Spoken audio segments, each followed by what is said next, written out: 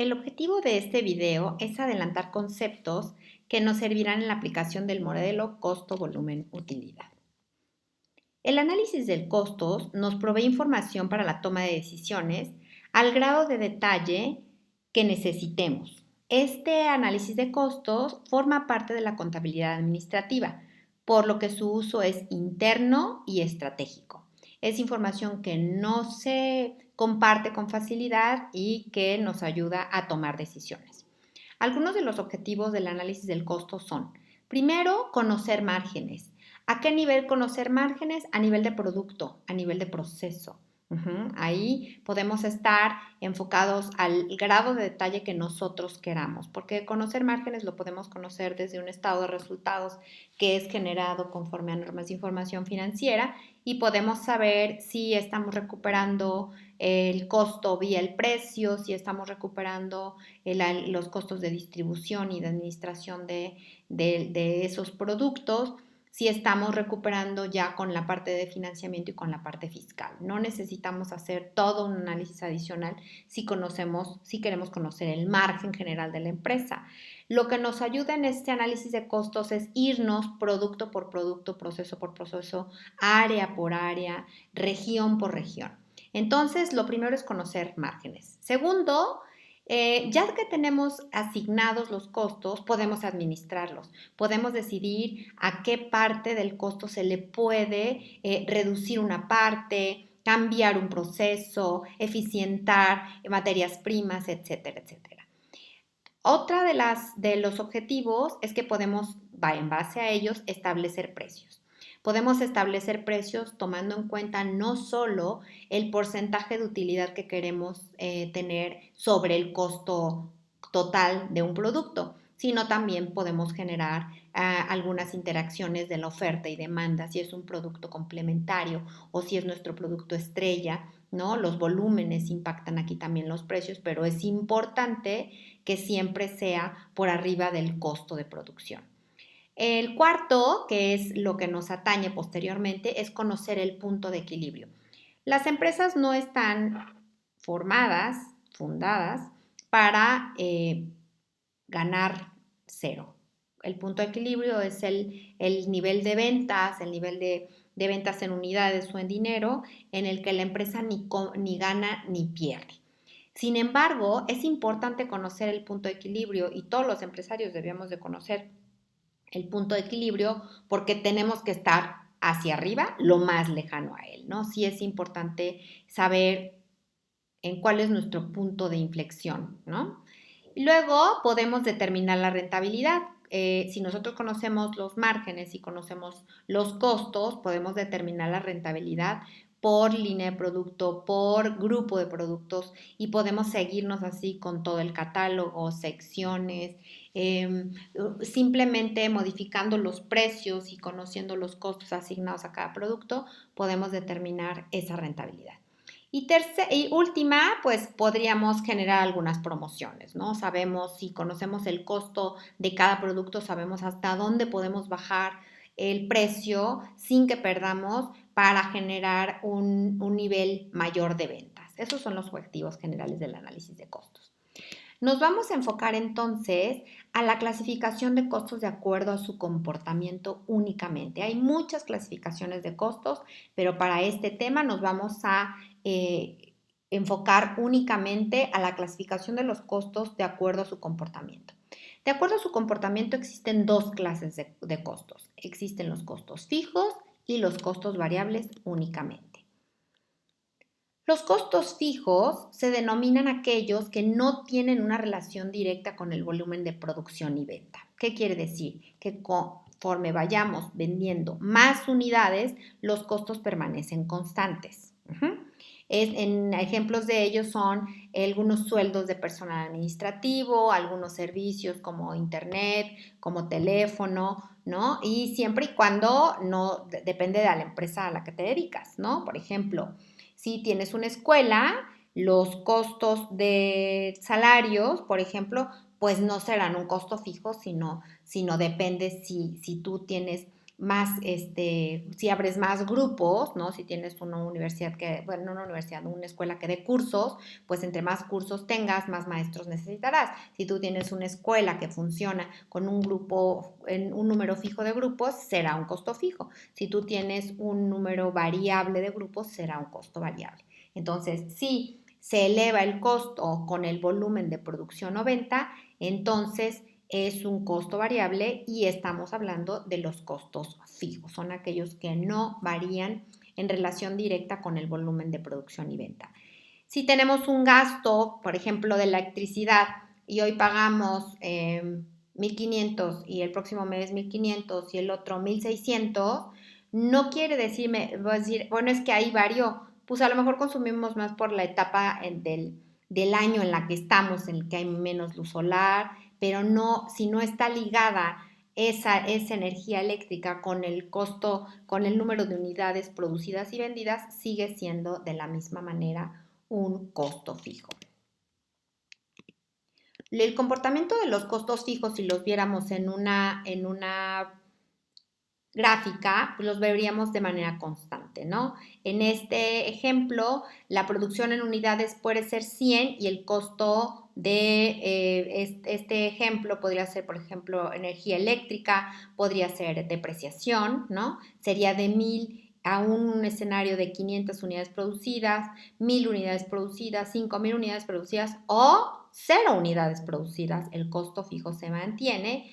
Y bueno, si lo vemos como un costo fijo por unidad producida, a la hora que asignemos los costos, nos damos cuenta que se logra lo que llamamos economías de escala. Estos 1,000 pesos no es lo mismo asignarlo a 100 unidades o a 1,000 unidades que a 10,000 unidades.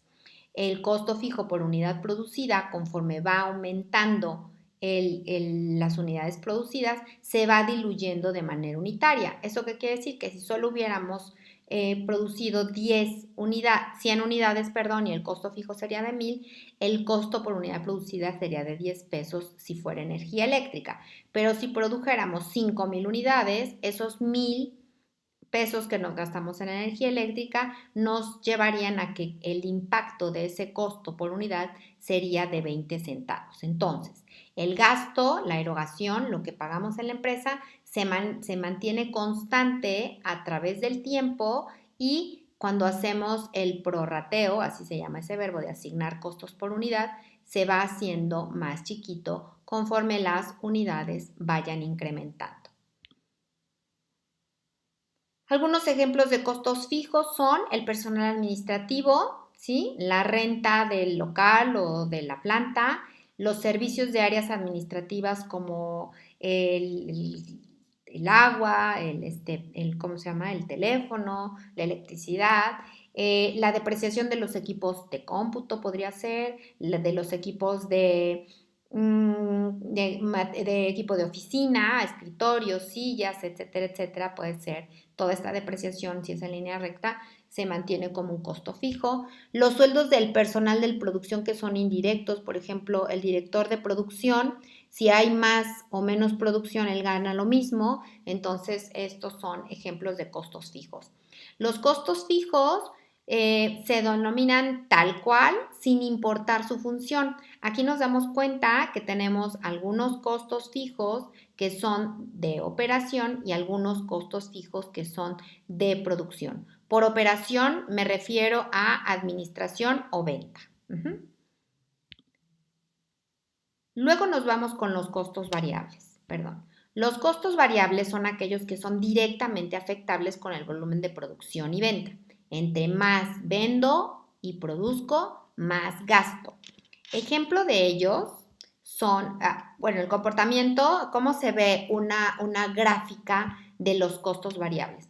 Los costos variables se mantienen constantes por unidad y pensemos que este es el costo, podríamos pensar en algo muy sencillo como adquisición, si fuéramos una comercializadora y nosotros la cosa que compramos nos cuesta 1.25 y si compramos 100, pues nada más el costo variable total será las unidades de producción por el costo variable por unidad serían 125 y si compramos 10,000 unidades serían 10,000 unidades por 1.25 y nos darían 12,500. ¿Qué quiere decir?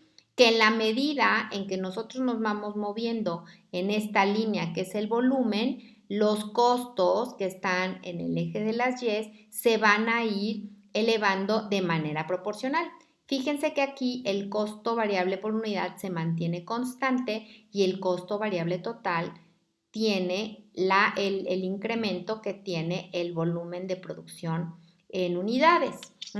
Algunos ejemplos de costos variables es la mano de obra directa y la materia prima. Siempre, si yo estoy produciendo plumas, pues entre más plumas produzca, tendré que pagar más mano de obra y tendré que pagar más materiales o suministros para transformarlos en plumas. También hay gastos de producción directamente identificables a esa producción. Si pensáramos, por ejemplo, que las máquinas son eléctricas, el gasto de electricidad de esas máquinas serían directamente identificables al proceso y serían variables. Entre más plumas produzco, más gasto de energía voy a tener en la planta. Fíjense cómo aquí el mismo elemento que es la energía eléctrica la podemos tener variable, que es en el caso de la energía eléctrica de las máquinas, y la podemos tener fijo, que es, por ejemplo, las luminarias de las oficinas. Las luminarias de las oficinas, se venda lo que se venda, se gastan de la misma manera y no así los gastos de producción que son identificables por el uso de la maquinaria, ¿ok? Algunos otros ejemplos de costos variables es el costo de adquisición de productos comercializados. El precio que me dé a mí el proveedor será variable. Si estoy vendiendo algunos productos químicos, el litro de producto químico pues tendrá que ser, yo lo compro y yo lo comercializo, o sea, seré un mayorista. En el momento que yo lo compre, será para mí un costo variable y tendrá que, entre más productos compre, más alto será mi costo variable de adquisición, ¿ok? Estos los segmenté por, los de acá arriba son de producción, este es un ejemplo de una comercializadora y ahora nos vamos a ver cómo en los gastos de operación también hay gastos y costos variables. Un ejemplo muy fácil de entender son las comisiones a vendedores y distribuidores. Cuanto más venden, ellos más cobran y es un costo mayor para la empresa. Algún otro ejemplo son las regalías que pagamos a la casa matriz que estén ligadas a las ventas, ¿sí? Con estos ejemplos nos damos cuenta que no importa la función del costo, sino cómo se modifica de acuerdo al volumen de producción, como lo tenemos que poner como fijo o variable. El costo total, resumiendo, el costo fijo más el costo variable, será la curva del costo variable nada más adicionada con este segmento que es el costo fijo. Fíjense cómo se conforma de la misma manera y lo único que tenemos que hacer es sumar el costo variable más el costo fijo para llegar al costo total. Es importante, me voy a regresar que digo aquí falta un pedacito, que aunque se venda cero unidades, el elemento que está aquí de 1,000 pesos de gasto fijo prevalece. ¿Qué quiere decir? Que si tenemos una venta de 0 unidades, de todas maneras nos gastaremos los 1,000 pesos del costo fijo y será decretado como una pérdida, porque no tenemos ingresos y lo único que tendríamos serían costos. Y entonces, con esta nueva información, tenemos que concebir un estado de resultados acomodado de otra manera hasta llegar a la utilidad de operación. Entonces, este estado de resultados es un formato que se llama por margen de contribución. Estoy segura que algunos de ustedes ya conocen el concepto y algunos de ustedes no. Entonces, el margen de contribución, este concepto de margen de contribución es el exceso que tiene de las ventas menos los costos variables, ya sea de producción o de operación. A eso le llamamos el margen de contribución. El margen de contribución nace con dos objetivos. Primero, absorber los costos fijos y segundo, generar utilidades. En ese orden de importancia y en ese orden de aparición va. Entonces, utilizando ese concepto de margen de contribución, que es el exceso de las ventas sobre los costos y gastos variables de producción y de operación, entonces tendríamos que tener un estado de resultados de esta manera. Empezaremos como siempre con las ventas y las ventas se determinan como siempre con el precio unitario por las unidades vendidas. Los costos y gastos variables de producción se determinan por el costo unitario de producción multiplicado por las unidades vendidas. Luego vienen los costos y gastos variables de operación, que es el costo unitario de operación por las unidades vendidas. Y con esta resta de las ventas menos los costos variables, no importa si son de producción y de operación, nos da el margen de contribución total. Este estado financiero nos ayuda a que la mitad que está de azul más oscuro es la parte variable del estado de resultados. ¿Lo notan? Todos los elementos que están hasta este punto tienen el factor por unidades vendidas.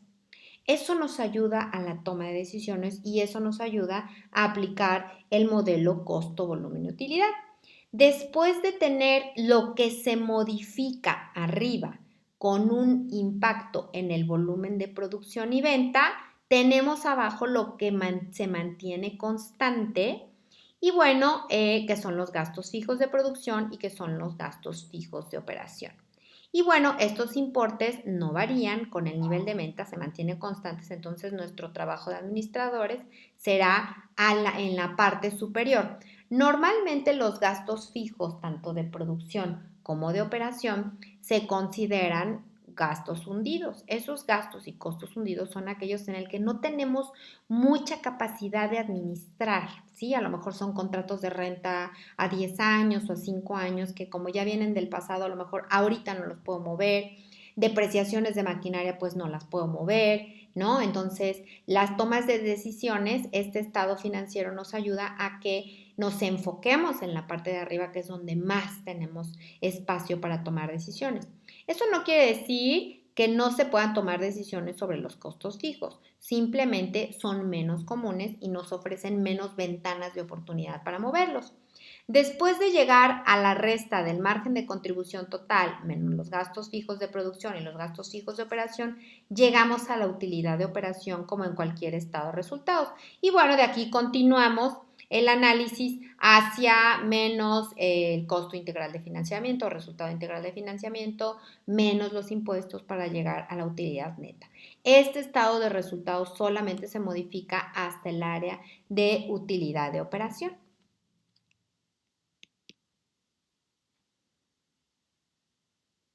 Es importante que estos conceptos de costos fijos y costos variables los tengamos frescos porque es uno de los supuestos del modelo costo, volumen, utilidad. Gracias.